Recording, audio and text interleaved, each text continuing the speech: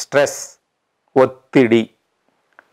మనకి ఒత్తిడి వచ్చినప్పుడు అయితే ఒత్తిడి వచ్చినప్పుడు ఎలాంటి సిమ్టమ్స్ మన బాడీలో కనిపిస్తాయో చూద్దాం. ముందుగా పానిక్ అటాక్స్ అంటే భయాందోళనలు అన్నమాట. మనం ఏదన్నా ప్రతి విషయం చూసి భయపడటం, ఇది పానిక్ అటాక్స్ అంటాం.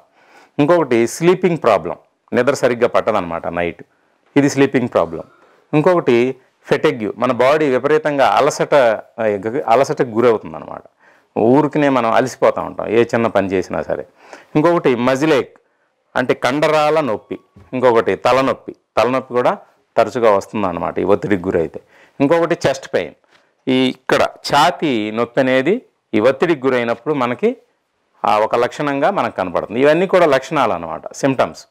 ఇంకొకటి హై బీపీ అనేది ఎక్కువగా కనిపిస్తుంది అనమాట ఈ ఒత్తిడికి గురైనప్పుడు. ఇంకొకటి ఇండైజెషన్, తిన్నది సరిగ్గా అరగదనమాట, ఆ ప్రాబ్లం కూడా ఒకటి ఉంటుంది.